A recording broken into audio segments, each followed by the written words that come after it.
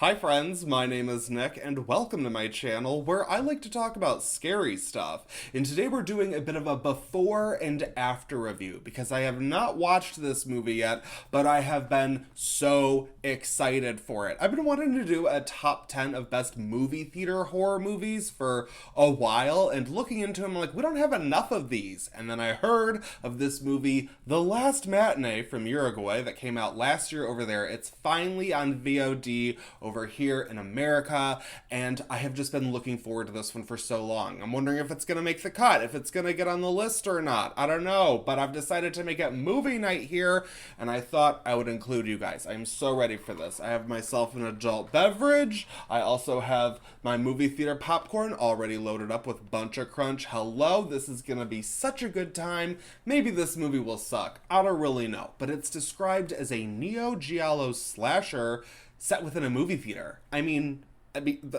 that's it. That's all I need. I am so excited to watch The Last Matinee, so I'm going to end this wait right now, and I'm going to get into it, and then afterwards, we're going to talk about it.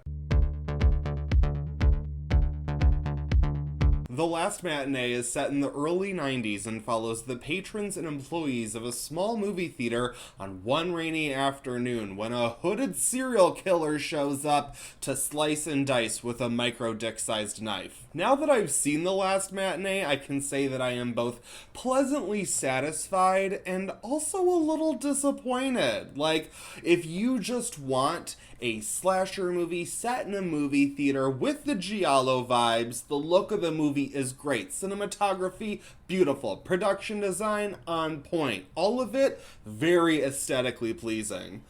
But that's pretty much it. Like, as far as our plot is concerned, there's, like, no backstory. There's no cold open. We just go right into this creeper, heading into this movie theater where our main character, Anna, is coming to take over for her father, who owns the movie theater. He's pretty unhealthy, and she's worried about him, so she's like, go home. I will take over projectionist duties. She's got this exam to study for, so she just wants to hole up in the projection booth and just study and hang out and make sure that her dad is okay. She is pure final girl vibes from the very beginning. And that's pretty much all we get as far as, like, characterization or, like, background about the movie theater. Like, there's nothing. It's just a guy shows up and doesn't even really start killing people until, like, 30 minutes in. And to be perfectly honest, I just felt like this movie was a very good case of style over substance. And at the end of the day, I enjoyed myself. I think that this movie is kind of fun. Again, it looks great. It's doing exactly what I want, killer in a movie theater.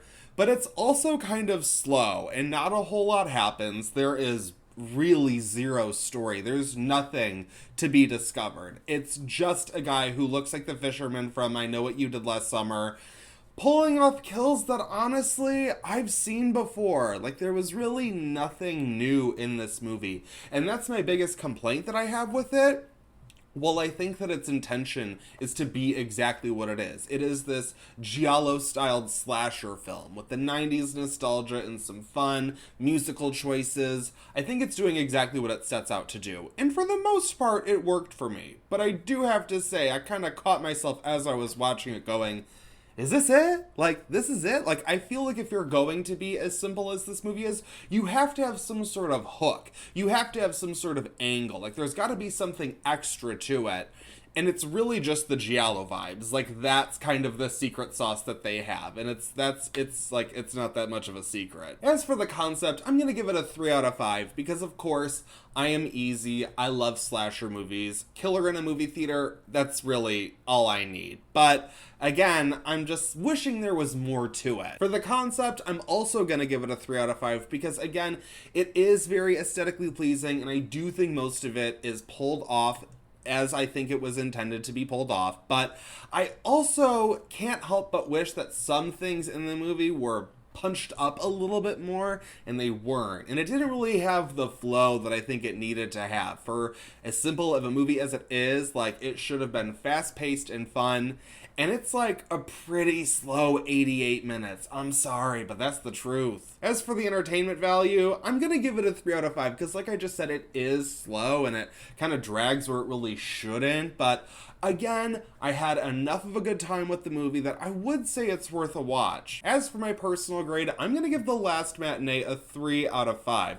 3's across the board here. I was gonna give it a 2.5 out of 5 because I was like, yeah, it's fine, it's whatever, I'm never coming back to it.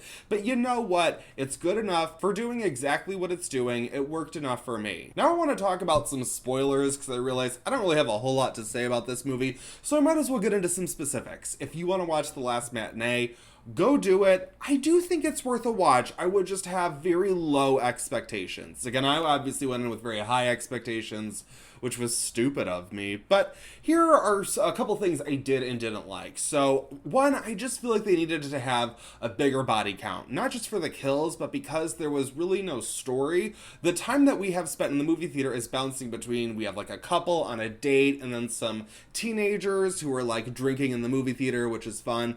But there's really not a lot of people. There are like under 10 characters, I think, in this like entire movie. Or maybe like around 10. Like, I just feel like if you weren't gonna have any like story really like at all, it should have been a little bit more like Demons, where we have more people to kind of hop around to. Also would have given us more kills. And I think the idea was like, oh, this is like a rainy day matinee. I'm sorry, but as someone who has been to the movies a lot, like, you find those sort of matinees end up being more crowded than you would expect sometimes. So I feel like they could have gotten away with having a bit more of a full house, but I understand. You know, it's fine. It is what it is. What I really liked in this movie was, one, Anna, our final girl. She's great. She's doing exactly what she needs to do.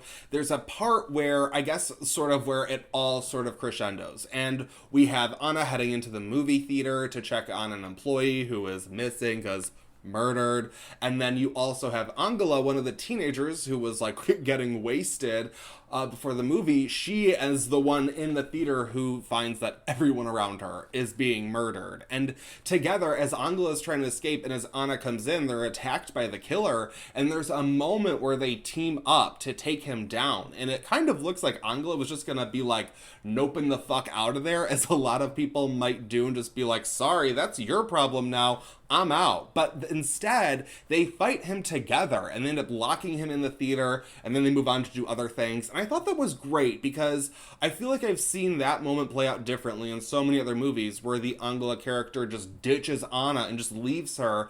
And I understand where writers are coming from in thinking that's human nature. You're looking out for yourself, blah, blah, blah. But I've seen that like a million times. Like, every zombie movie does that. They only want to show the worst in human nature. And I happen to believe that in these moments, in these life or death moments, people do come together more often than not. And I'd like to see it more often than not in movies, because I just feel like it's kind of a cheap thing to go, okay, let's just kind of have a character fuck over another character and we just sort of continue the same problem that we're dealing with. Whereas in The Last Matinee, in this moment, I thought it was good because we sort of solve that problem and then move on to, okay, what's the next problem? I want to see more of that. But one thing that I thought was a huge missed opportunity is once the two lock the killer in the movie theater, they end up locking him in there with a little kid who has snuck into the movie, and he is sort of trapped there trying to figure out what to do.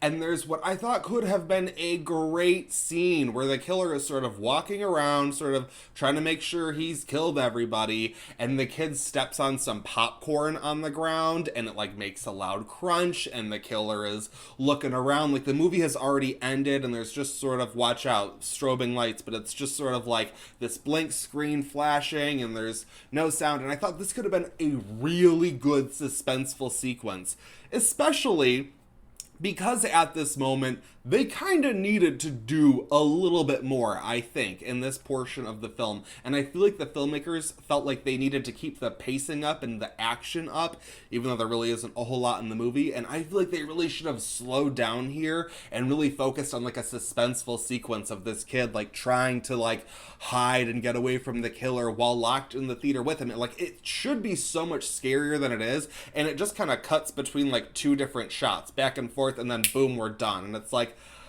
Missed opportunity. As for the only other thing that I think this movie has going for it is that our murderer, well, he does pull off mostly basic kills. The one fun thing he does is he rips out all of their eyeballs after. So it's like we have all these people in a movie theater with their eyeballs ripped out. And like, that's fun and cool. And then because I'm spoiling it, it's so gross, you end up seeing him eat eyeballs later. You're like, oh my god, he's eating the eyeballs. But it's also like, what is that about, dude? We don't learn anything about this killer. And I'm like, while I like the idea of like, because of this movie themed movie where you have people getting their eyeballs ripped out, I'm also like, I've seen that in See No Evil and Black Christmas 2006. Both came out 15 years ago. Like, I just wanted a little bit more than a slasher kitchen sink. And I do love lots of slasher movies that just pull from lots of other slasher movies we love. I'm usually fine with that, and again, an apologist. But here, I just really felt like there should have been something extra brought to the table that was missing for me. But overall, I still kind of enjoyed it. What did you guys think of The Last Matinee? Did anybody watch this? Because I don't hear anyone talking about this movie. And honestly, it isn't the biggest deal, no. But if you're a slasher fan, if you are a fan of just like aesthetically pleasing horror films, I think that it just like, it looks good, it sounds good. It's just enjoyable, but a little slow and a tad on the boring side, just to be honest. But I'd love to know what you guys think. Thank you so much for watching this video, and thank you guys so much for all of your support recently. I'm gonna be just talking about how much I love all of you and all of the videos. I can't help myself. If you aren't already, you can follow me on Instagram and Letterboxd for more movie recommendations. That's it for this video, but I won't stop you from watching another.